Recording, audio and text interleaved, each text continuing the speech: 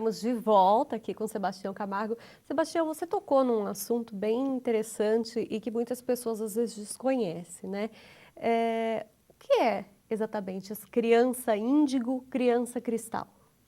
Eu poderia começar um trajetinho lá bem mais básico para a gente entender isso. Sabemos que na intimidade de nossas células, né, tem uma universidade de seres. Na realidade, um universo em miniatura. Todo o nosso corpo biológico é representado por uma única célula. E ela tem vamos falar assim, nas suas fronteiras, né, pequenos terminais que recebem elementos e, ao mesmo tempo, exportam outros elementos. Seu processo de imigração e emigração a nível de célula.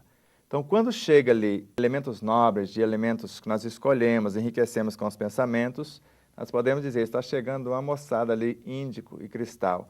Gente nova que vai estimular, que vai revitalizar essa célula.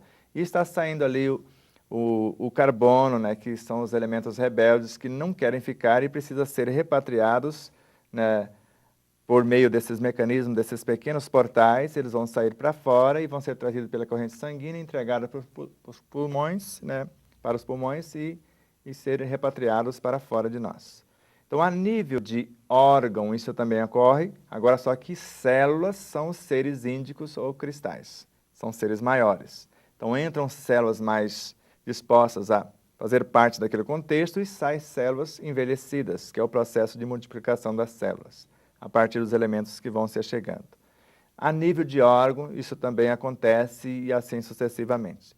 Mas quando chega no estágio de planeta, quando entram espíritos menos evoluídos, nós chamamos de nutrientes básicos para o planeta. Quando entram crianças índicos e cristais, são elementos nobres, que vêm para revitalizar a consciência do planeta. Quando vem um missionário, é uma virtude que reencarnou no planeta. Quando nós temos um pensamento nobre, nós reencarnamos também uma virtude em nosso corpo físico. Então, o processo é semelhante. Então, crianças índico ou cristais podem ser as partes mais nobres dos seres que aqui já se encontram, porque já que o pensamento não é outro senão o espírito encarnado em nosso corpo, e nós sabemos que nós podemos reencarnar em mais de um ponto ao mesmo tempo, embora a maioria ainda não acreditam nisso, mas é melhor começar a ir pensando, porque essa informação está vindo pelo meio científico, e se não atualizarmos as nossas ideias, nós vamos ficar com vergonha do que a ciência vai trazer e comprovar em laboratório, porque já flagraram 4 fótons em dimensões diferentes, vivenciando realidades em comum. Então, um fóton tendo uma experiência com 3 fótons de 3 dimensões diferentes, quer dizer, ele vivenciando 4 realidades ao mesmo tempo. E o espírito é o quê? A mesma lei que rege o micro não rege o macro? Sim. Então, esses conteúdos podem ser isto ou espírito de outros orbes, né, dos planetas vizinhos, dos sistemas solares vizinhos, das constelações vizinhas, vindo para acelerar o processo, né, de transformação do planeta. As crianças índicos, intelectualmente mais enriquecidas. As crianças cristais, teoricamente, trariam os valores morais e os valores intelectuais, né, mais equilibrados. E se não tivermos atentos para as crianças índicos, elas podem se perder, porque elas trazem um intelecto muito avançado e não têm ainda o respeito que deveria ter pelo ser humano, pela vida, no sentido geral.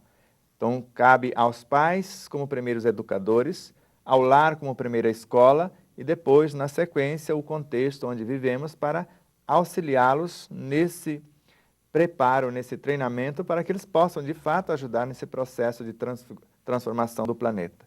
As crianças cristais já não teriam tanta necessidade dessa atenção, porque elas já trazem, são elas que chegam ensinando os pais, na maioria das vezes. Já chegam sem necessidade da proteína animal diretamente, já não aceitaria a ideia de matar um animalzinho para se alimentar, mas respeita o ser humano como respeita o animal, como respeita o vegetal e assim sucessivamente. Então, basicamente é isso, já que o assunto é muito vasto, muito profundo, mas só para termos uma ideia geral. Daria um programa inteiro, né, Com Sebastião, certeza. só com esse assunto.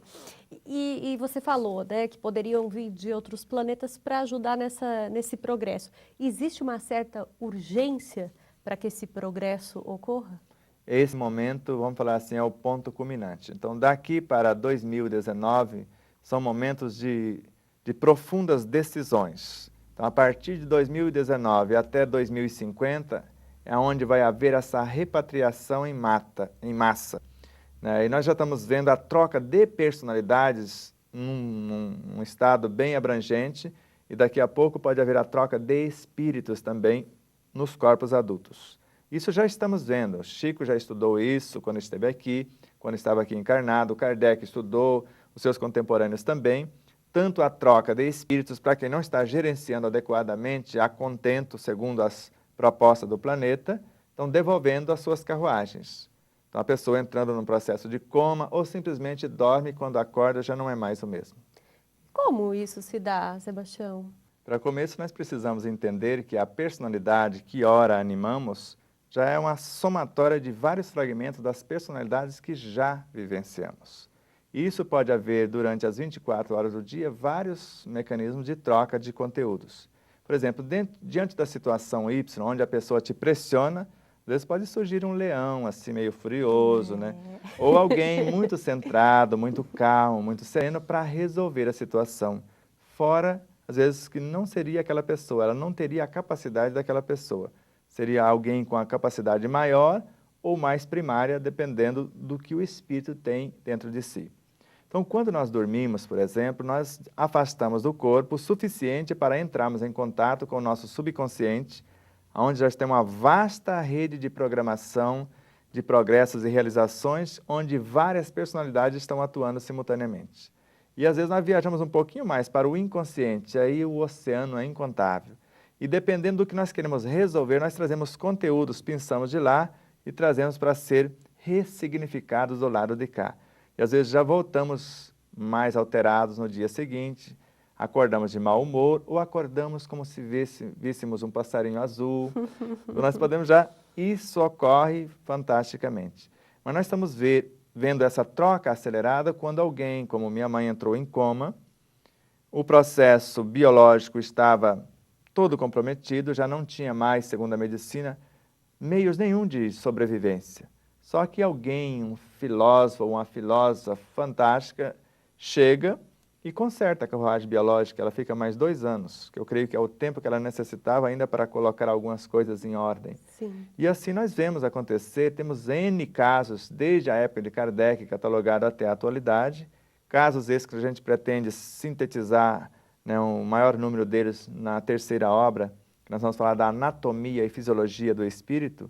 Então, dar mais detalhes desse processo reencarnatório a nível micro e a nível macro, em se tratando do espírito, a nível de manifestação de um conteúdo único e a nível de vários conteúdos simultaneamente. E agora, uma possibilidade que também é totalmente, né, coerente, uma só realidade animando vários corpos ou várias realidades animando um só corpo. Então, isso também são fatos, nós colocamos alguns fragmentos gerais no livro. Então, isso também é perfeitamente possível, já que a mesma lei que rege o micro, rege o macrocosmo. Então, quem gerencia o nosso planeta, por exemplo? Nós nos chamamos de Jesus ou Cristo. De alguma forma, ele não está encarnado em todos nós? Nós não somos partículas desta consciência macro? Por que ele não pode estar em vários contextos? Nós falamos que um espírito não pode animar vários corpos, ou vários espíritos não podem animar um só corpo. Mas como chamava aquele personagem que Jesus identificou? Quem tu és? Somos legião. Mas não estava num só corpo? Não era uma legião? E agora, como fica? Então nós precisamos perceber que conteúdos de parentes, de amigos, no meu ambiente de trabalho, pode ser somatizados pelo meu universo e eu volto para casa com vários personagens do meu contexto e às vezes vou querer resolver o problema lá em casa, levando os conteúdos do trabalho para casa. Se eu não souber, eu acabo perdendo a própria personalidade. Eu não sei mais quem sou eu. Porque o outro fala, eu assimilo as ideias, não manifesto as minhas. Porque tem pessoas que levam anos para arquitetar ideias, o outro com meia dúzia de palavras, vende a ideia dele, ela compra e desiste da dela. Exato. Você sabe disso. Sim. Então, esses mecanismos são muito evidentes, estão retratados em incontáveis obras e precisam ser melhor compreendidos, do contrário, não vamos saber como tratar um paciente com problemas psíquicos, por exemplo. Quem é que está manifestando? É a agressão que o outro fez e ele aceitou, trouxe o conteúdo do outro para dentro dele e esse conteúdo está comandando a sua realidade? Ou é ele mesmo deliberadamente que é ruim, é mau e é ranzinza e não quer mesmo entender coisa alguma? Então, se compreendermos isso, nós vamos resolver várias situações em nosso universo e contribuir para que o universo do outro seja mais pacífico também. E, Sebastião, isso é permitido quando a pessoa permite isso. Então, vamos supor, a pessoa vendeu uma ideia para mim, eu comprei, né, porque nunca tive a coragem de falar. Isso é porque eu permiti, né, que acontecesse. Exatamente. Então, tem coisas que nós podemos escolher. Agora, tem coisas que não temos o direito de escolha, vamos assim no sentido benéfico do termo. Por exemplo, eu vou pensar, ninguém consegue expressar o mais secreto pensamento sem interagir. Eu tenho algo para compartilhar, é nobre, é belíssimo, só que eu preciso de alguém para ouvir, para vender as minhas ideias. Então eu tenho algo para aperfeiçoar, eu não consigo aperfeiçoar nada sem um terceiro, porque eu preciso testar o meu produto, a minha paciência, a tolerância, a compaixão, então eu preciso da vida de relação. E quando eu me relaciono, eu misturo. Porque quando eu trago a batatinha que você cultivou, eu estou trazendo o teu universo para dentro do meu. Quando eu tento impor as minhas ideias a você, a força querendo manipular-te, eu trago o teu universo para dentro do meu. Daqui a pouco é você que está me manipulando. E assim são vários contextos, porque nós vivemos numa teia da vida onde todos estamos interligados. Então eu preciso respeitar-me e respeitar o outro para que eu possa ter as minhas próprias ideias e expressá-la a nível de autopromoção e também contribuição com o contexto. É fantástico, muito obrigada. Sebastião, muito obrigada. A gente vai continuar essa série baseada no livro do Sebastião, Despertar da Consciência do Átomo ao Anjo. No próximo programa, você vai conferir o princípio inteligente do universo. Você não pode perder, é toda terça-feira, às 8 da noite. Até lá!